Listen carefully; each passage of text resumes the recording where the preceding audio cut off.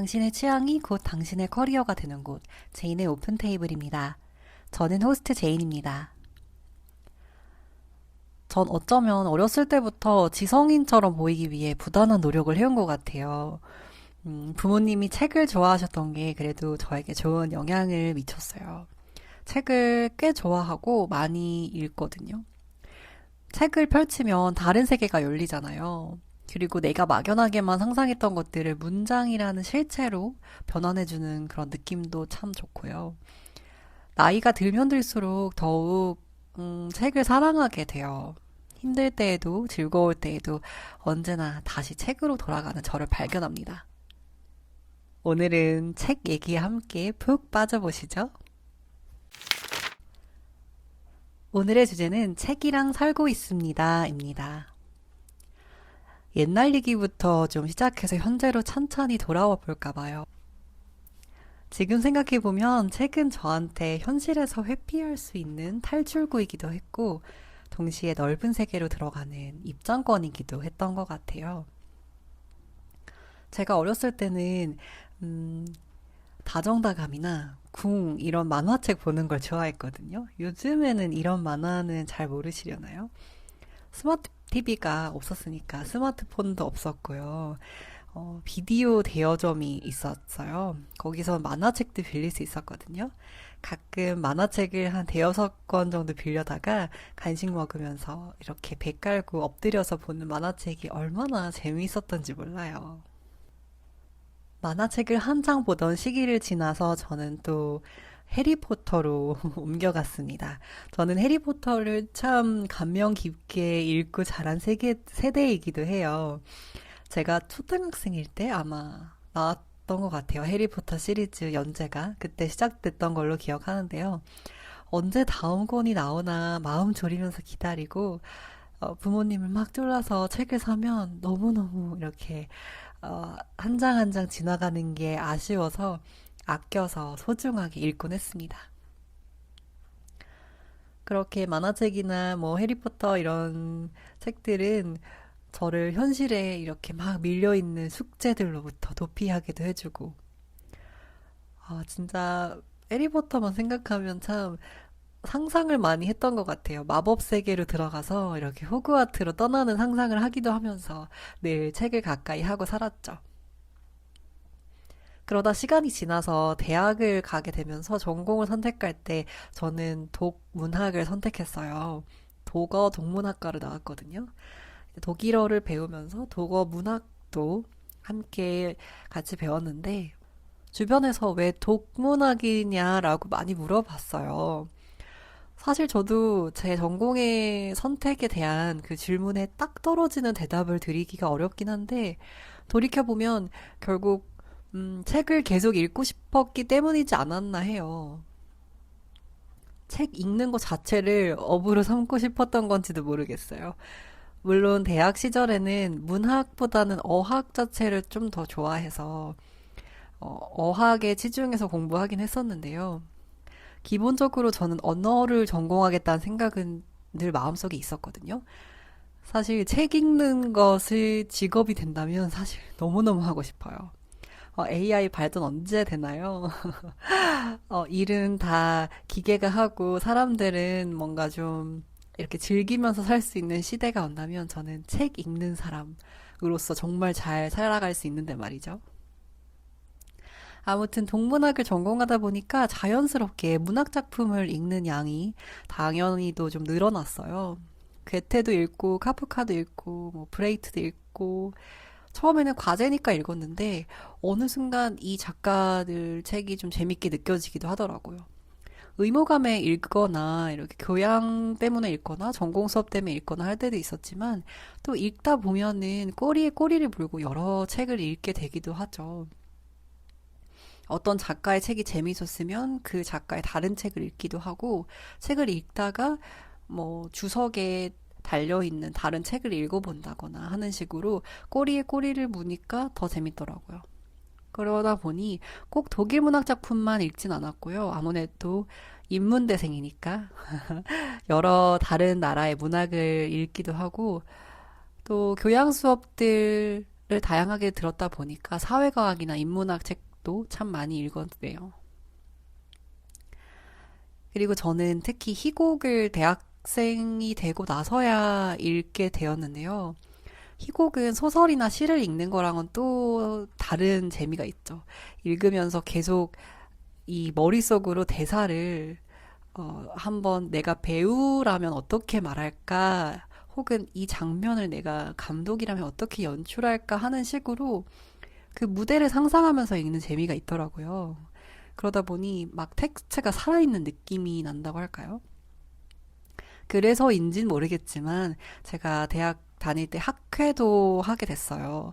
희곡 작품을 직접 연극 무대에 올리는 학회였는데 독일 희곡 작품이나 아니면 독일 문학을 이렇게 줄 대사 있는 그런 희곡처럼 바꿔서 연극으로 무대에 올리는 학회였는데 그때 사실 너무너무 재밌었어요.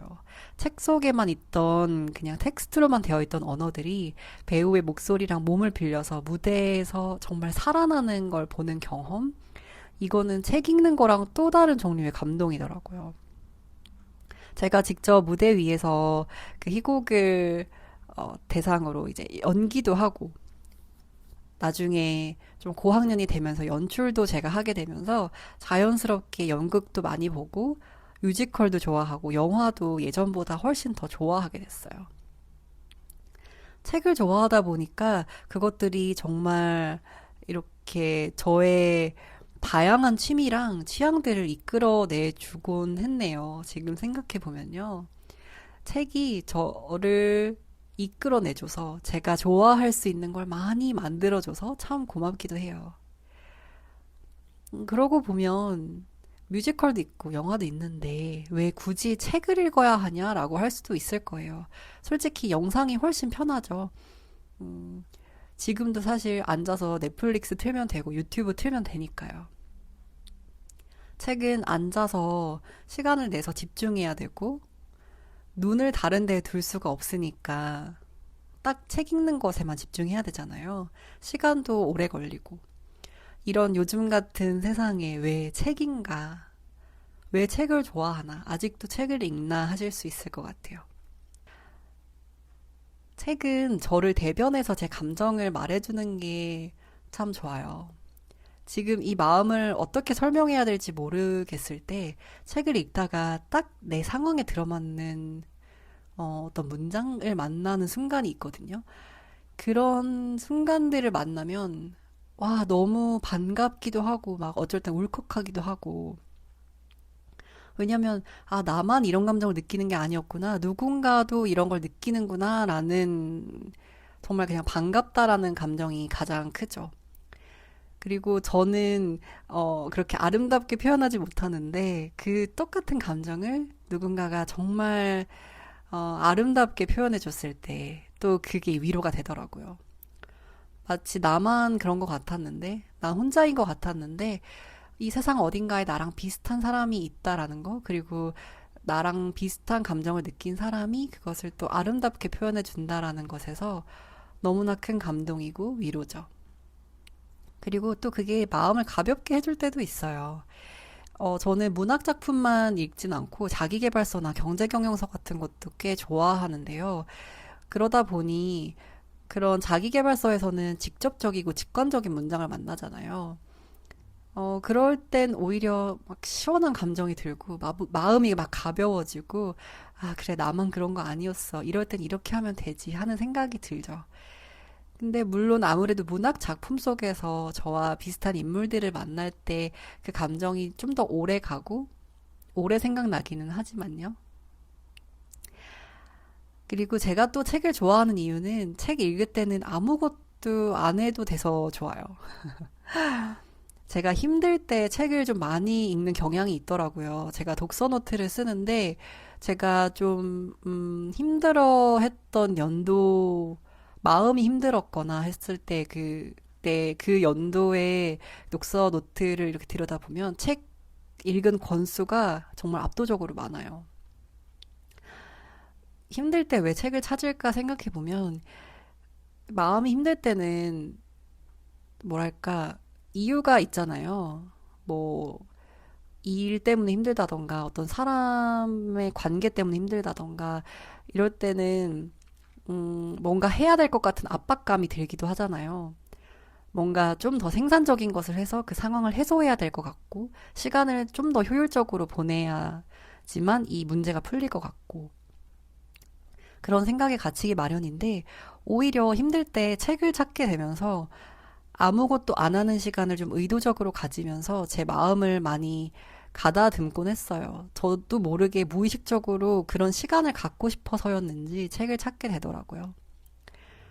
그냥 뭐 생산적이지 않아도 되고 뭘 특별히 누구한테 잘 보이거나 잘하지 않아도 되고 그냥 앞에 주어진 글자 하나하나를 눈으로 따라가기만 하면 되는 시간이 오히려 좀 해방감을 준달까요? 누가 보면은 좀 게으른 시간 보내는 거 아니야? 라고 할 수도 있겠지만 전혀 그렇지 않고 오히려 저를 좀 충전시켜주는 시간이기도 해서 좋았어요.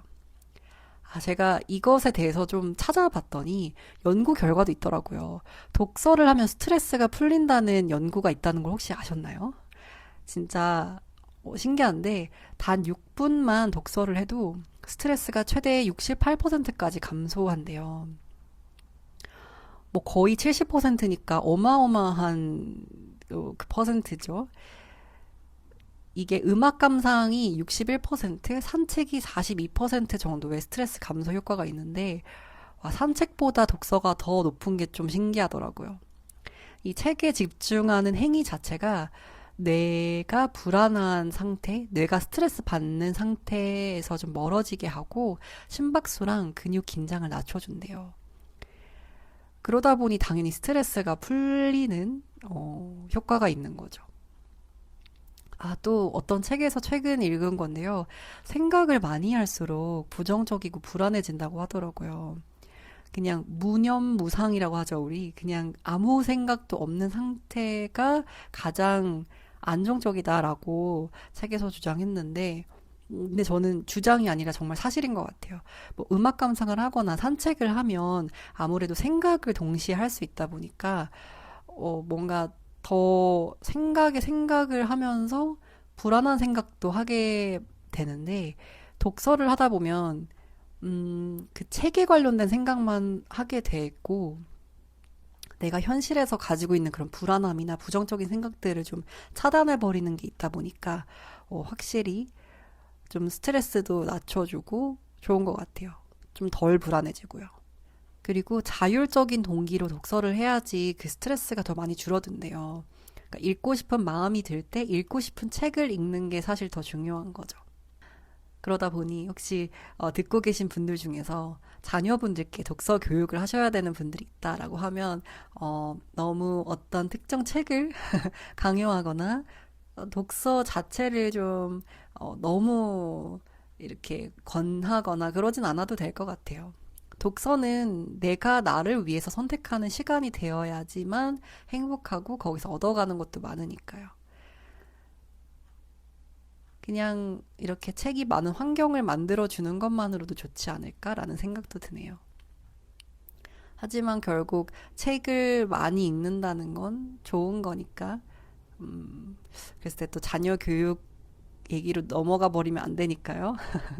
어떻게 하는 게 책을 가장 많이 읽을 수 있을까 하는 고민을 해봐야겠지만, 어쨌든 자기가 읽고 싶을 때 읽고 싶은 책을 골라서 읽는 게 가장 중요하다고 합니다. 저의 독서 루틴도 한번 얘기해 볼까 봐요. 사실 뭐 대단한 루틴은 아닙니다. 저는 주로 잠들기 전에 읽거나 일 안 하는 날 읽는 걸 좋아해요. 하루가 다 끝나고 불 끄기 직전에 잠들기 전에 책 한두 페이지라도 읽고 자면 그게 뭔가 저는 하루를 마무리할 때 제가 좀 더 나은 사람이 되어준 것 같아서 참 좋더라고요. 지하철을 타는 걸 제가 별로 안 좋아하는데 저는 버스를 타거나 운전하는 걸 훨씬 선호하거든요.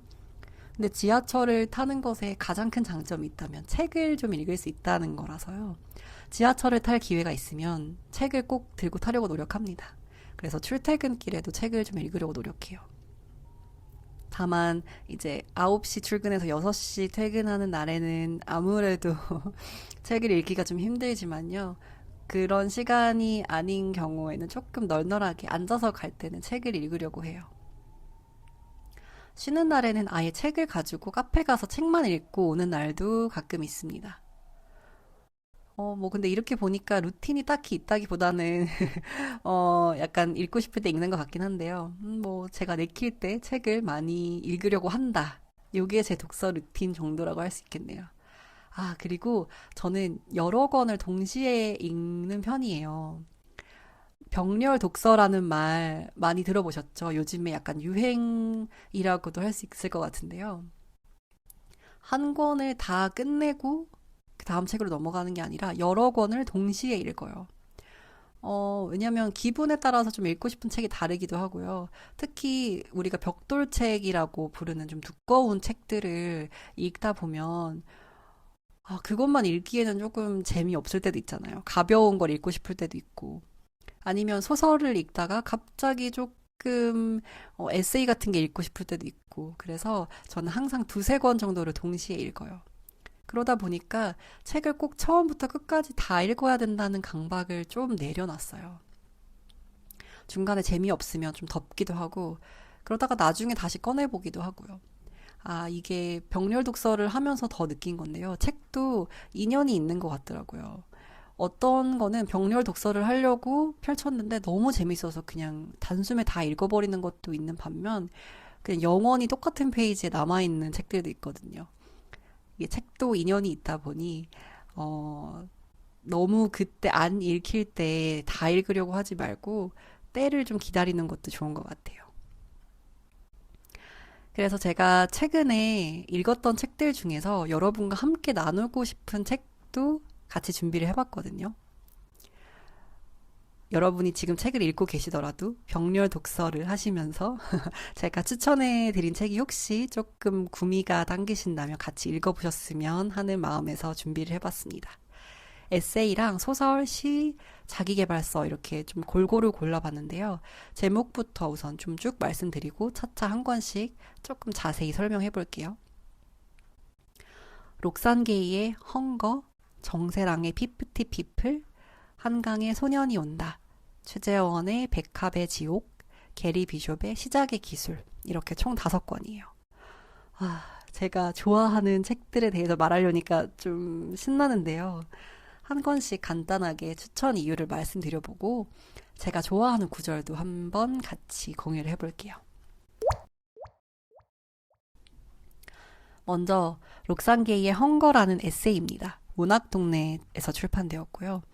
록산게이의 몸에 대한 이야기예요. 이 사회가 여성의 몸이라는 것, 어떤 정상성이라고 만든 것, 그런 것들이 좀 여성성에 주어지는 수치심을 만들기도 하는데 이런 것들이 어떻게 한 인간을 밀어붙이느냐에 대한 이야기예요. 이게 록산게이가 아버지랑 같이 비만 클리닉에 가서 몸무게를 재는 것부터 책이 시작되거든요. 저는 사실 이 책의 내용, 뭐 줄거리 이런 걸 전혀 모르고 그냥 정말 골라서 책을 기차 안에서 읽기 시작했는데요. 와, 제가 목적지에 도착하는 게 아쉬울 만큼 그냥 그 기차를 영원히 타고 가고 싶을 만큼 진짜 책을 계속 이렇게 정말 빨리 읽었어요. 숨도 안 쉬고 정말 빠르게 읽어서 책이 조금 두께가 있는데도 하루 만에 다 읽었거든요. 정말 재밌다고 해야 될까? 정말 잘 읽혀요. 이게 책이 몸에 관련된 이야기다 보니까 나도 내 몸을 진정으로 사랑한 일이 있었나라는 생각을 많이 했어요. 뭐 꼭 여성이 아니더라도 다 비슷할 것 같아요. 더 가늘게, 더 얇게 몸을 만들어야 되지만 또 어떤 부분은 좀 더 크게, 두껍게 해야 되고, 매끄러워야 되고, 흠결이 없어야 되고, 어떤 부분에는 털이 있으면 안 되지만 또 어떤 부분은 또 털이 풍성하게 있어야지 예쁘고 이런 것들. 그런 것에 대해서 좀 깊게 고민해 보게 되더라고요. 그리고 그런 것들을 어떻게 사랑해야 하는지, 아름다움이란 뭔지 조금 더 천천히 생각해 볼 만한 그런 거리를 줬어요. 책 속에서 제가 좀 인상 깊었던 한 구절만 읽어볼게요. 320페이지인데요.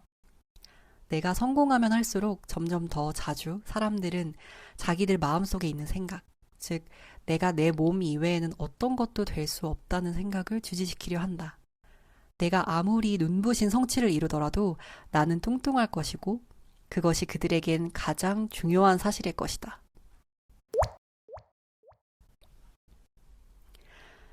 다음으로는 정세랑의 피프티 피플이라는 장편 소설입니다. 창비에서 출판됐어요. 사실 정세랑님의 이 소설은 너무 유명해서 많이들 읽어보셨을 거예요. 이게 소설의 구조가 좀 독특하다고 해야 될까요? 그래서 줄거리를 말씀드리면 이 책을 읽는 게 재미가 없다? 의미가 없다라고 해야 될까? 어, 제목이 피프티 피플이잖아요. 이걸 읽다 보면 왜 제목이 이거구나 라고 금방 알 수 있게 해주는 소설이니까 꼭 읽어보셨으면 좋겠어요. 그래서 이거는 어떤 구절을 발췌해서 읽어드린다기보다는 제가 독서 노트에 썼던 것을 한번 읽어드리고 싶어요. 사람을 상대하는 일을 하다 보면 문득 다양한 생각이 들 때가 있다. 이 사람도 집에 가면 누군가의 소중한 자식이겠지?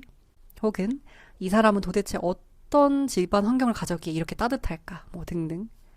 가장 경멸하는 것도 사랑, 가장 사랑하는 것도 사람. 그 괴리 안에서 평생 살아갈 것이다. 이건 330페이지에 나온 건데요. 라고 작가는 말한다. 정말 그렇다. 세상의 모든 관계, 사랑, 미움, 슬픔이 모두 사람에서 시작해 사람으로 끝나니까.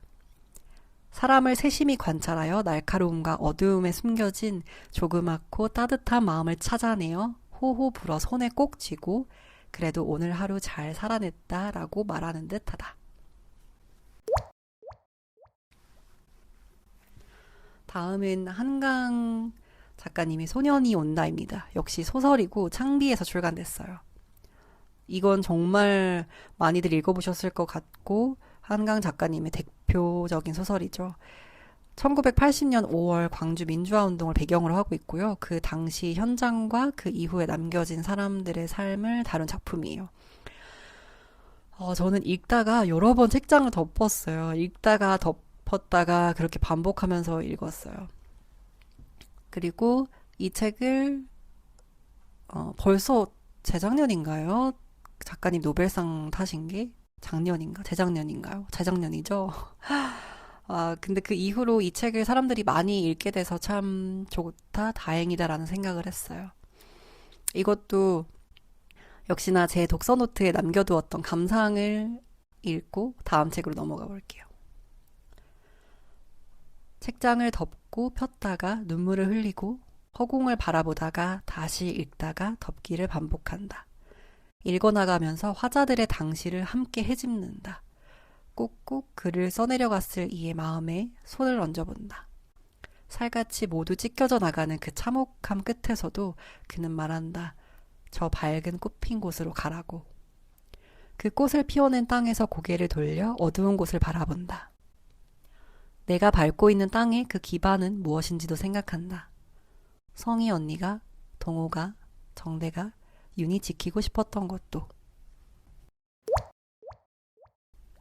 다음은 네 번째 책입니다. 시집인데요. 최재원의 백합의 지옥이고 민음사에서 출간되었습니다. 저는 이 시집이 너무 좋아서 읽고 작가님 인스타그램도 팔로우하고 작가님 하시는 팟캐스트도 듣고 너무너무 그냥 이 시집에 빠져들었었습니다. 이거는 뭐 한 구절을 골라서 읽을 수가 없고요. 그냥 이 책을 꼭 보셔야 돼요. 이 시집을 꼭 읽으셔야 되는데 정말 이 시집은 그냥 이 한 권만으로도 하루 종일 이야기할 수 있을 만큼 좋은데요. 아름답고도 어쩐지 좀 기괴한 것 같기도 하고 시집 전체를 다 낭독해드리고 싶을 만큼 좋아요. 이게 시집이니까 분량이 당연히 많지는 않아서 꼭 읽어보셨으면 좋겠어요. 시를 많이 안 접해 보신 분들도 굉장히 부담 없이 읽으실 수 있는 시집이라고 생각이 들어요. 이것도 역시 제 독서 노트에 썼던 제 감상을 좀 읽어드릴게요. 파괴된 것처럼 보이지만 하나하나 심혈을 기울여 고른 정제된 단어들의 나열. 그 속에서 어쩐지 나는 사랑을 읽었고 곧 매료되고 말았다. 살아있음, 그리고 살아있기 때문에 필연적으로 느끼는 새로운 감각들과 상실. 전혀 다른 것들이 맞닿아서 결국 화합을 이룰 때 어쩐지 그것은 끔찍하기도 하고 한편으로 몹시 아름답다. 마지막입니다. 웅진 지식하우스에서 나온 게리 비숍의 시작의 기술입니다. 이 원서의 제목이 좀 독특하고 재밌어요. Unfuck yourself거든요. 직역하자면 네 인생 그만 좀 조져라. 개판 그만 쳐라. 좀 이 정도일까요? 좀 더 순화해서 책의 내용을 좀 담아서 번역해보자면 그 엉망진창에서 나와라. 스스로를 구해라. 뭐 이 정도일 듯해요. 저는 이 책을 원서로 2번 읽고 한국어 번역판으로도 1번 읽고 정말 정말 정말 좋아하는 책입니다. 이 책은 7개의 단원문이라고 할까요? 7개의 문장을 주거든요. 그러니까 인생을 살 때 이렇게 살아라 하는 것을 주는데 사실 결국 모든 자기계발서가 그렇듯이 좀 뻔한 내용인데 그 뻔한 내용을 말하는 방식이 좀 저와 잘 맞는다 할까요? 그러니까 unfuck myself 정말 제 인생을 그만 조지기 위해서 많이 읽었습니다. 어떻게 내 인생을 그만 그 엉망진창 속에서 구해야 될지 궁금하신 분들한테 추천드리고요. 책을 관통하는 핵심 구절을 하나 읽어드릴게요. 아, 구절이 하나가 아니고 제가 준비한 건 2개거든요. 우선 202페이지인데요. 승리나 패배를 기대하지 마라. 승리를 계획하되 패배에서 배워라. 사람들이 당신을 사랑하거나 존경해주기를 기대하는 것 역시 쓸데없는 일이다. 사람들을 있는 그대로 사랑하라. 그리고 사람들이 당신을 사랑해주는 방식 그대로 사랑을 받아라. 기대라는 무거운 짐과 멜로드라마에서 벗어나라.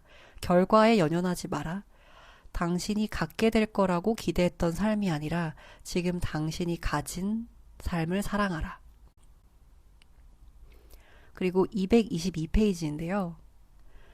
텔레비전을 끊어라. 읽고도 아무 행동도 하지 않았던 수많은 자기계발서를 끊어라.